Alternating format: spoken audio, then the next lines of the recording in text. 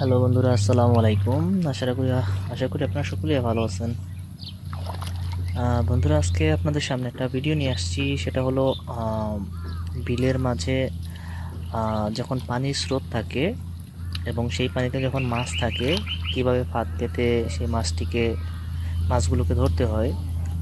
তো একটা ফাঁদ আমরা অলরেডি তৈরি করে ফেলেছি, আপনারা দেখতে পাচ্ছেন। সেই ফাঁদে অলরেডি একটা মাছ এসেছিল, আবার চলে গেছে, আবার একটা মাছ এসেছে।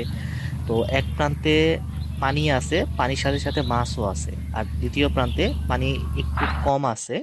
সেখানে পানির স্রোতধারার মধ্য দিয়ে যে মাছগুলো আসে, সেটা এই জালের ফাঁদে পড়ে যায়। তো মাছগুলো আসা যাওয়ার মধ্য দিয়েই এই জালের মধ্যে অনেকগুলো মাছ আটকা পড়ে। আপনারা দেখতে পাচ্ছেন কিভাবে মাছগুলো আসতেছে, জালের মধ্যে এসে খেলাধুলা করতেছে। আসলে এটা একটা সিম্পল ফাঁদ, ট্রাপ।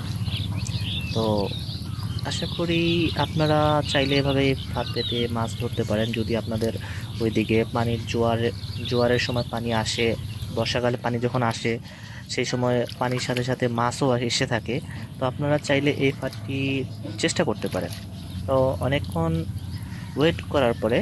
দেরি করার পরে একটু চেক দিব জালে কি পরিমাণ মাছ আসছে।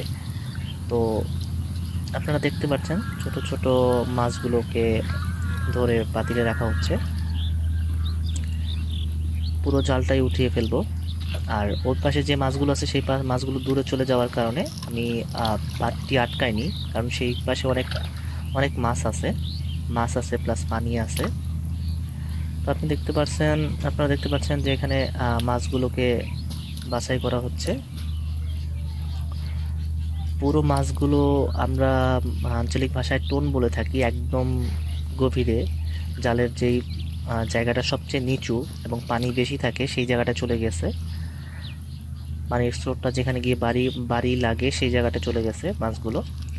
তো এই বুড়ো মাছগুলো পাতিলে রাখা হয়, পরবর্তীতে আহ, মাছগুলোকে বাছাই করে একত্রে রাখা হয়।